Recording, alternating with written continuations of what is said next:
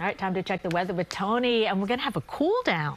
Big chill. So you ready? Heavy coats you've been waiting for? Wow. I know some folks have. So if you are ready for at least a taste of winter, we've got it on deck. And those 70s and 80s you had last week, that's out the window. But a lovely day today, weather watchers, as we check in. These are really mild numbers for this time of the year, but just keep in mind they don't last. Wanted to quickly show you some of the rainfall reports because this is we've been waiting for rain, and finally we got it overnight. You slept in, you didn't really see much of it, but evidence of it on a little ponding on the roadways. Look at Armonk. And Bruce reported there 0.32 inches in New Brunswick. You had close to a quarter of an inch. Little Neck close to a quarter of an inch. Welcome rain, of course. And of course, this is the rain that Bruce says in Armonk was not just needed, but helped to clear the air and wash away the dust and briefly improve the air quality too, although that might be a challenge in the days ahead. Remember the clouds we woke up to, those showers? It's long gone. We're making progress clearing out our skies and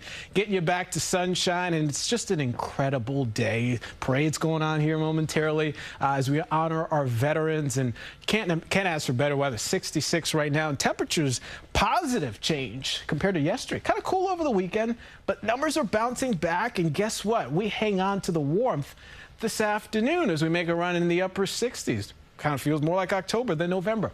We'll take it, but just keep in mind, after today, we're not really doing these numbers again. We say goodbye to the upper 60s and lower 70s in temperatures. We got a steep drop headed our way, and kind of get back to realities, our wind shift behind a pair of fronts, and want to get you ready for it, because out the door tomorrow, you'll notice a difference. Numbers will probably be about 10 degrees cooler than they were this morning. But I really want to get you ready for Wednesday morning, because we think that's going to be not just the coldest of the week, but the coldest we've had since March.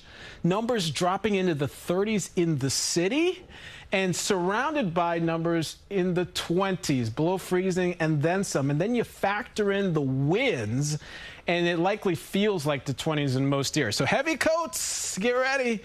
Cool, crisp start midweek. In the meantime, we're still watching and waiting for any additional rain. Yes, we had the rain this morning, but it wasn't enough to put a dent in our drought. We need a lot more.